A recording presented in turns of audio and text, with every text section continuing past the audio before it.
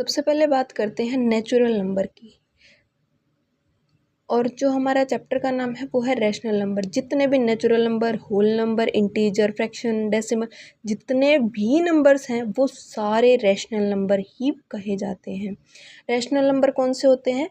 जो p/q की form में लिखे जाते हैं, और जो q है वो ज़ीरो नहीं होना चाहिए। ये सारे नंबर वही हैं जो p/q की फॉर्म में लिखे जा सकते हैं। अभी आप बोलोगे कि मैम ये सारे तो p/q की फॉर्म में नहीं है, फ्रैक्शन ये दिख रहा है और बाकी तो हमें कोई भी नंबर नहीं दिख रहा है जो p/q की फॉर्म में हो। तो देखो बेटा, ने कोई भी नंबर हो उसके नीचे अगर आप कुछ नहीं होता तो 1 होता है, बन गया p/q की फॉर्म। इसके नीचे कुछ नहीं है, 1, बन गया p/q की फॉर्म। इसके नीचे कुछ नहीं है तो क्या होता है, 1, बन गया p/q की फॉर्म। ठीक है, तो कोई भी नंबर हुआ वो p/q की फॉर्म में ज़रूर होता है। अब नेचुरल नंबर कौन से होते हैं? जो 1 से स्टार्ट होते हैं और इन्फिनिटी तक जाते हैं। होल नंबर कौन से होते हैं? जिसमें ज़ीरो ऐड हो जाता है, ज़ीरो के बाद 1 2 3 4 और इन्फिनिटी तक चलता है।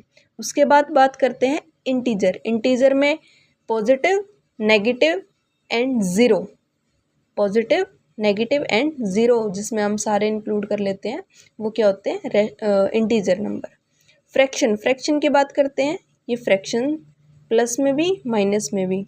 उसके बाद हम बात करते हैं डेसिमल नंबर। डेसिमल नंबर मतलब पॉइंट, जिसमें हम पॉइंट की बात करते हैं। 7.5, 3.4, 7.9, ये सारे हमारे डेसिमल नंबर्स होते हैं।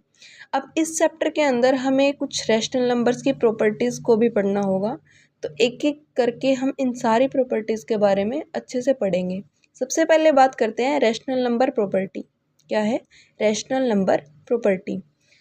रैशनल नंबर को अगर हम रैशनल नंबर के साथ प्लस करेंगे तो आंसर हमारा रैशनल नंबर ही आता है।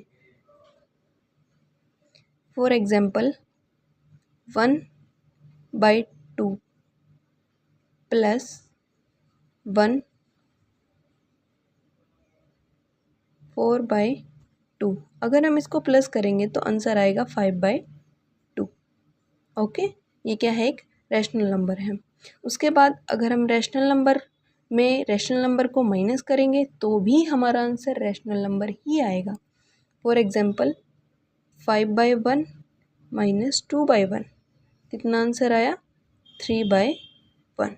ओके, उसके बाद अगर हम रैशनल नंबर में रैशनल नंबर को माइनस करेंगे तब भी हमारा आंसर रैशनल नंबर ही आएगा। फॉर एग्जांपल इधर हम कर लेते हैं 5 एक रैशनल नंबर है, मल्टीप्लाई 2 इज इक्वल टू 10। 10 भी क्या है? एक रैशनल नंबर है। उसके बाद अगर हम किसी रैशनल नंबर में किसी दूसरे रैशनल नंबर से डिवाइड करते हैं तो भी हमारा नंबर रैशनल नंबर ही आएगा। ओके, यहाँ पर एक बात ध्यान रखने की है कि जो रैशनल नंबर है वो ज़ीरो से डिवाइड नहीं होता, नॉट डिफाइन आएगा। अब इन सभी में डिनोमिनेटर जो है वो ज़ीरो नहीं होना चाहिए। हमने बोला था ना कि रैशनल नंबर क्या होता है? p/q, जहाँ पर क्यू क्या है? ज़ीरो के बराबर नहीं होना चाहिए। तो जितने भी रैशनल नंबर है वो उनका डिनोमिनेटर ज़ीरो नहीं होना चाहिए। ओके, इसके बाद हम सेकंड प्रॉपर्टी की बात करते हैं, मल्टीप्लिकेटिव आइडेंटिटी। मल्टीप्लिकेटिव मतलब मल्टीप्लाई करना। किसी ए मतलब यहाँ क्या है? कोई भी रैशनल नंबर 4 5 6 कुछ भी रैशनल नंबर ले लीजिए, उसको अगर हम 1 के साथ मल्टीप्लाई करेंगे या फिर 1 को उस रैशनल नंबर के साथ मल्टीप्लाई करेंगे तब भी हमारा आंसर क्या आएगा? वो रैशनल नंबर ही आएगा। फॉर एग्जांपल हमने 5 को 1 से मल्टीप्लाई किया या फिर 1 को 5 से मल्टीप्लाई किया तब भी आंसर क्या आया? हमारा 5 ही आया। ये कौन सी आइडेंटिटी होती है? Multiplicative identity. अगर किसी क्वेश्चन में ऐसा कुछ इधर ऐसे दे रखा हो तो हम उसको बिना सोचे समझे ये कह सकते हैं कि yes ma'am, this is multiplicative identity. Okay, next बात करते हैं मल्टीप्लिकेटिव इनवर्स, जिसको हम रेसिप्रोकल भी बोलते हैं। यहाँ पर फॉर एग्जांपल हमने कोई भी नंबर ले लिया, 5/6 नंबर ले लिया, उसका अगर हम रेसिप्रोकल करते हैं तो क्या आएगा? 6/5 आएगा। इन दोनों को अगर हम मल्टीप्लाई करते हैं, कर दिया हमने मल्टीप्लाई, इस 6 से ये 6 कट जाएगा, इस 6 से ये 6, इससे ये, आंसर हमेशा हमारा क्या आता है? 1। यही नहीं, कोई और भी आप एग्जांपल लोगे उसका भी आंसर यही आएगा। किसी भी रैशनल नंबर का अगर आप इन्वर्स यानी रेसिप्रोकल करते हो तो उसका आंसर हमेशा 1 आएगा बेटा। ओके, अब बात करते हैं आइडेंटिटी की, यानी zero of role of zero. ये आप अपनी मैथ की बुक में पढ़ोगे, वहाँ भी आपको डिफाइन किया हुआ है। ये क्या आइडेंटिटी क्या बोलती है, कोई भी रैशनल नंबर ले लीजिए, कोई भी रैशनल नंबर, अगर उसमें आप ज़ीरो को प्लस करते हो तो वही रैशनल नंबर आएगा। फॉर एग्ज़ाम्पल हमने बात की 4/5, इसके अंदर अगर हम ज़ीरो प्लस करते हैं तो आंसर हमेशा हमारा 4/5 ही आएगा। 6 में ज़ीरो प्लस किया तब भी 6 आंसर आया। और तो और अगर हम ज़ीरो में ज़ीरो प्लस करते हैं तब भी हमारा आंसर 0 ही आता है। ओके, चलिए अब नेक्स्ट की बात करते हैं क्यूमिटेटिव आइडेंटिटी।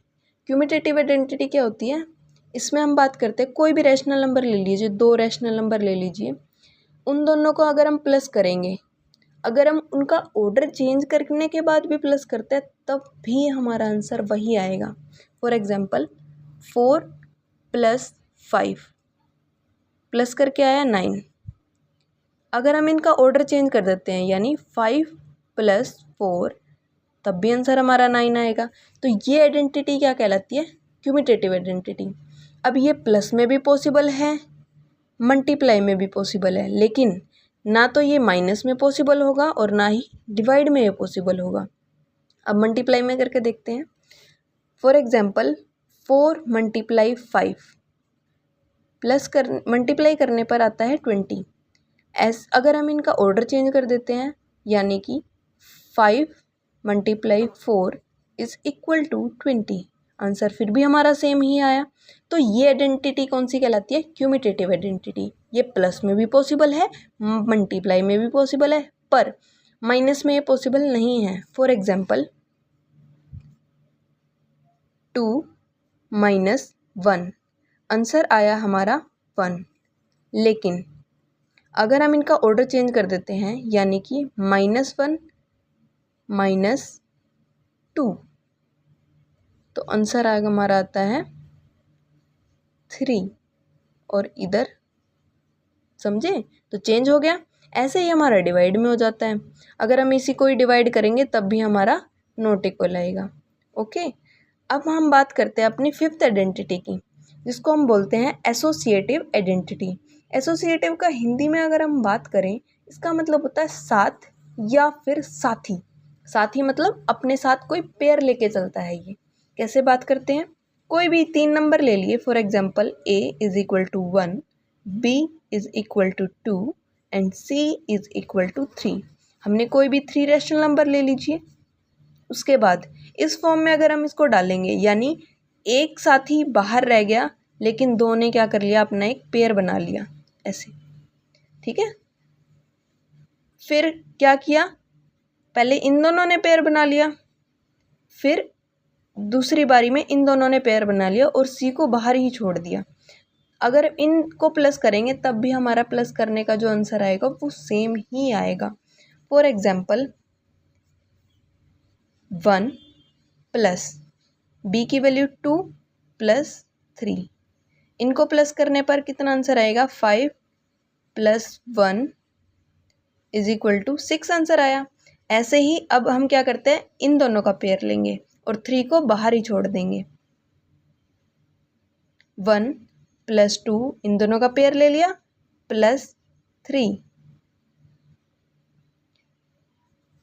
+ 3 = 6।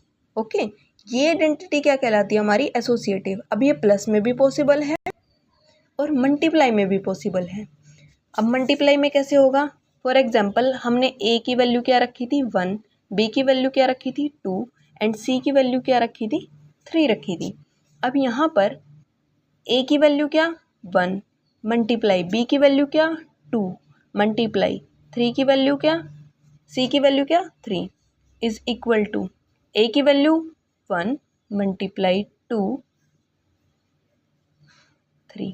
अब यहाँ पर क्या किया, पहले इसने B और C का एक पेयर बनाया और इसमें क्या कर लिया, A और B को और C को बाहर ही छोड़ दिया इन्होंने। अब इन दोनों का अगर हम मल्टीप्लाई करेंगे तब भी हमारा आंसर सेम आएगा। अगर वो साथ ही चेंज कर रहा है अपना तो भी हमारा आंसर सेम ही आएगा बेटा। देखो 2 × 3 6, कितना आंसर आया 7। ओके, इधर 2 × 3,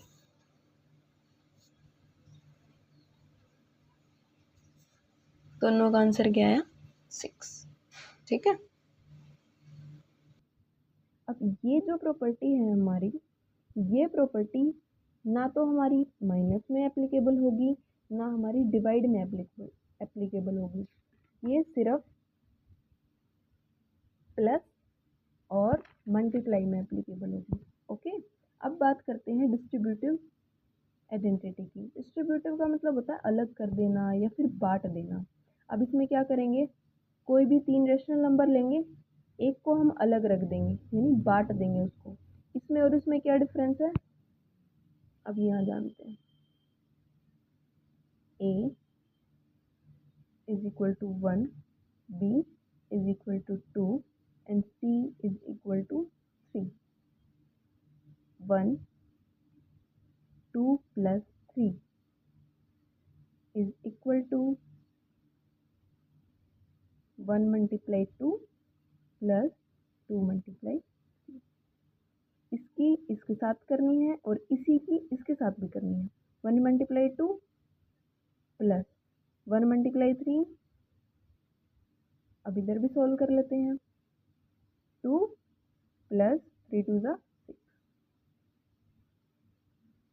5,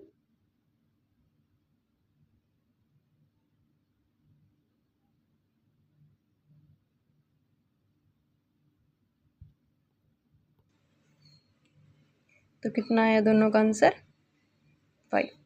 ओके, ऐसे ही अब ये माइनस में भी A की value 1 2 3 is equal to 1 multiply 2 minus 1 multiply 3, इसकी मल्टीप्लाई की 2 minus 3 is equal to 2 minus 3, दोनों को माइनस करने पर कितना आया -1 इज इक्वल टू -1। ये आइडेंटिटी जो डिस्ट्रीब्यूटिव आइडेंटिटी है ये प्लस में भी एप्लीकेबल है और माइनस में भी एप्लीकेबल है। हाँ, ये ना तो मल्टीप्लाई में एप्लीकेबल होगी और ना ही डिवाइड में एप्लीकेबल होगी। ये 6 आइडेंटिटी थी जो आगे हमारी एक्सरसाइज 1.1 में जो है हमारे लिए बहुत यूज़फुल होगी। इन सभी को आप रिवाइज कीजिए, अच्छे से पढ़िए। Thank you and subscribe my channel.